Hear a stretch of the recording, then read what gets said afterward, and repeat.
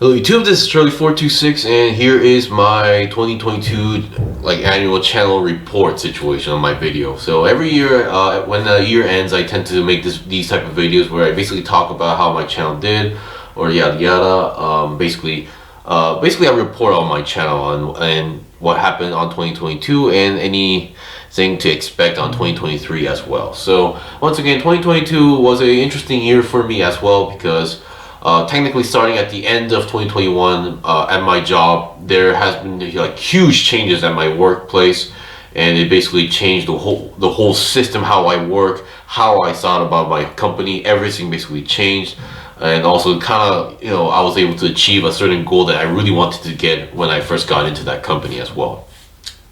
And another big thing is that I started to live alone now. So back then up until 2021, I would live with my parents and then commute to work, which was very difficult because it would at least take me about an hour and a half to just get to my company. So that's a 3-hour trip from going from my house to my company and coming back. So it was very difficult. And if I had to work late night, I would basically come at home roughly at 12 p.m. or basically at midnight. And then I would have to sleep right away without any of my self time.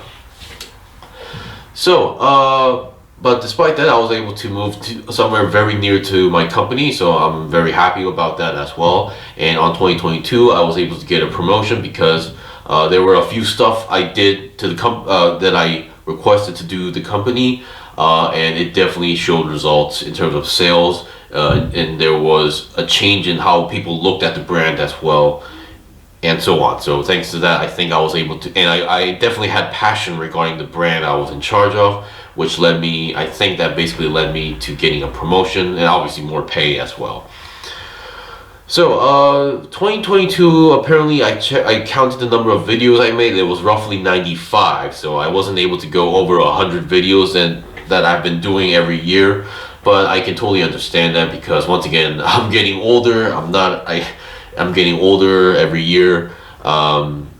I'm having less energy every morning, so the amount of videos I'm making, I assume, would definitely decrease.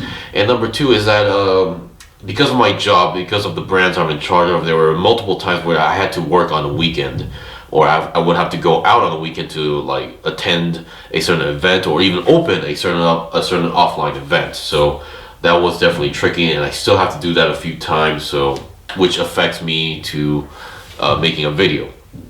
And for 2022, I've noticed there wasn't as many Gunpla reviews I've made. Of course, up until 2021, I have reviewed a good amount of Gunpla kits. But once again, ever since roughly starting on 2021, Bandai started to focus on more non-Gunpla products. So we're seeing more non-Gunpla items every year and less Gunpla. Well, currently, thanks to which from Mercury series, we are seeing more Gunpla kits a little bit more compared to 2021.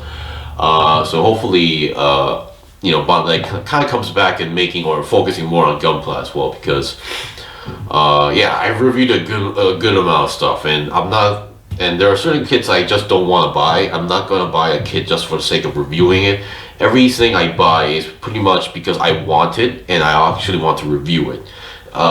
Of course, at the early start of my channel, I did actually buy certain kits or a few kits just for the sake of reviewing and just for the sake of getting views. I will admit that part, but in the long run, I've noticed I was not enjoying myself. So I stopped doing that and I started buying stuff that I am actually interested in and actually want to try it out and actually want to review it. So that's what I'm doing at the moment. So, which also may lead to stuff that you may have noticed that I have now been recently reviewing a lot more non-Gunpla stuff as well, especially from 52 Toys. I just finished making the video, filming the video for this guy for the 52 Toys Mega Box Action, and then one of my favorites of this year is the 52 Toys Beast Drive Wheel Raptor. Definitely, I love it. Here, this is currently the bonus clear parts I'm using, and I'm just waiting for more products from them as well. And with my YouTube revenue, I tend to buy non-Bandai items just for the sake of it, because I feel like for the ad revenue from my channel, that's like a bonus for me. It's like a plus alpha, a extra income that I do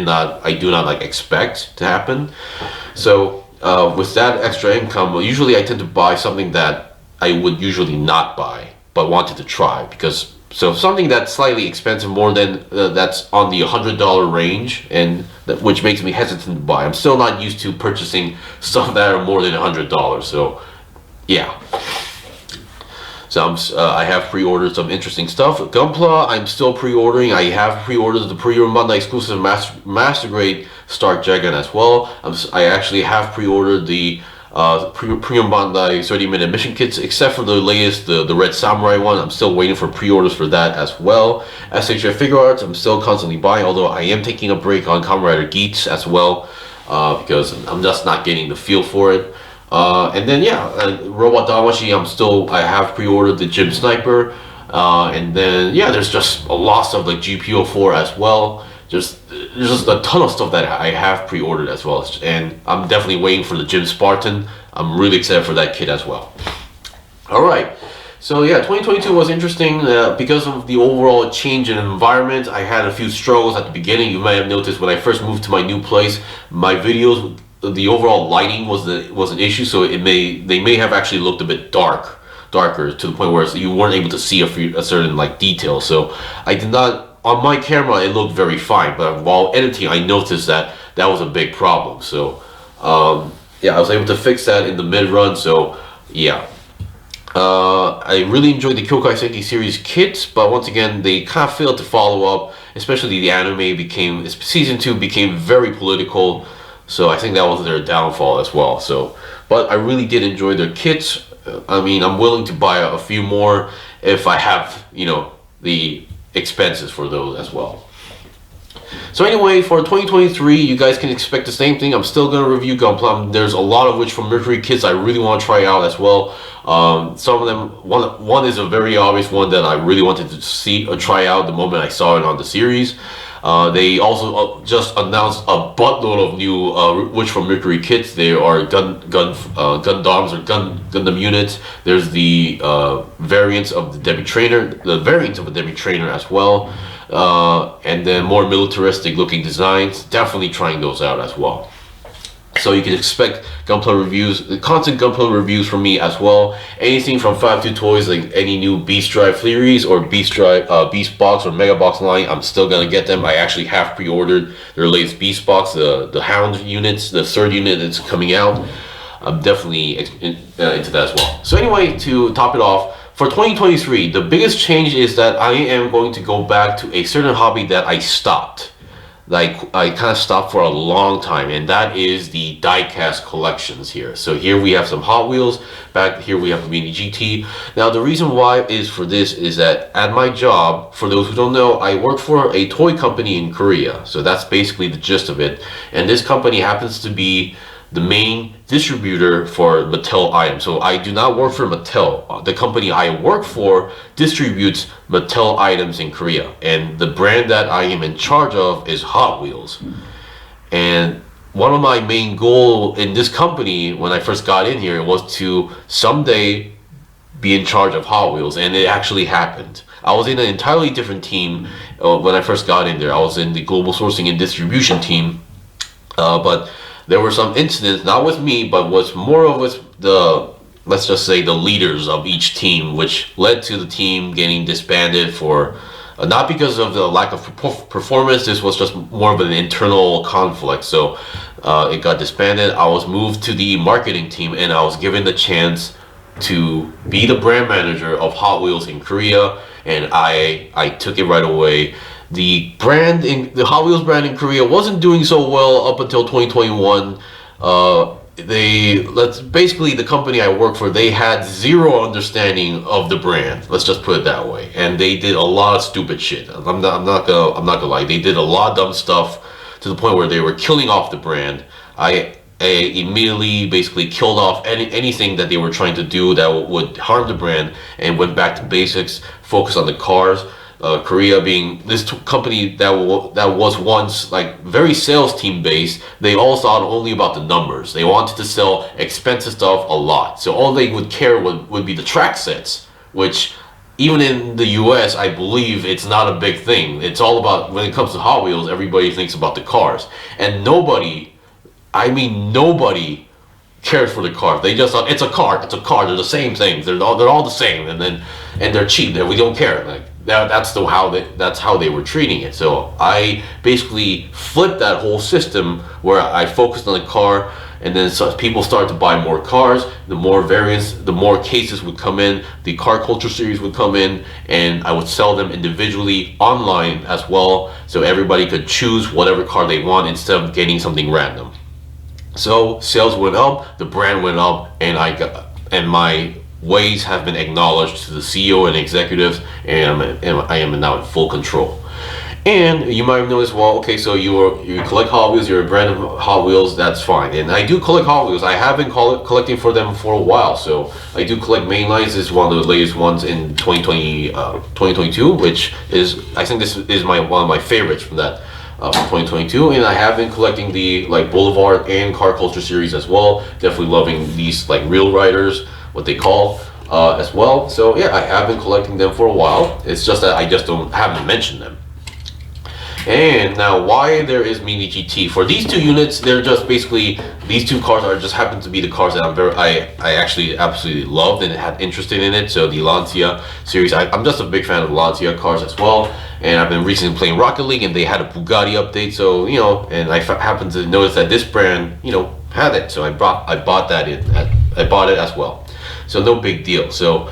But the reason why I'm focusing on these type of brands is that no, I'm not in charge of Mini GT in Korea. That's taken from a different company, just letting you guys know.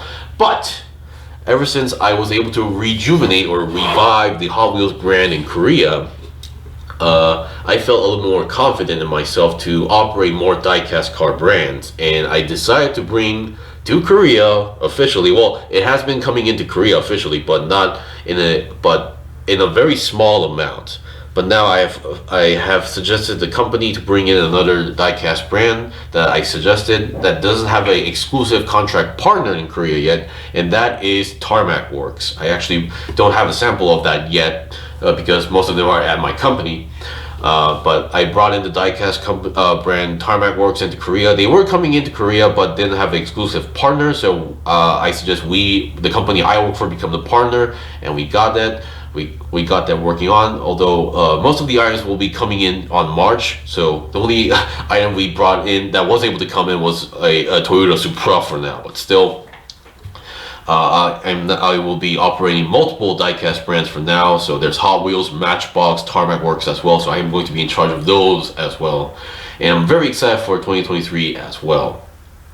So because of this aspect, just to have maximum understanding of the brands I work for, I decided to restart the overall diecast collecting hobby as well. So you don't need to be worried. I won't be making any diecast reviews on my channel. I actually have a separate channel for that. It's growing bit by bit, but at a certain point I will be mentioning it in this channel as well. But so in this current my Charlie426 channel, you will not see any diecast related reviews or anything. Maybe I might post a few pictures on the community section like I have a few times, but that's pretty much it.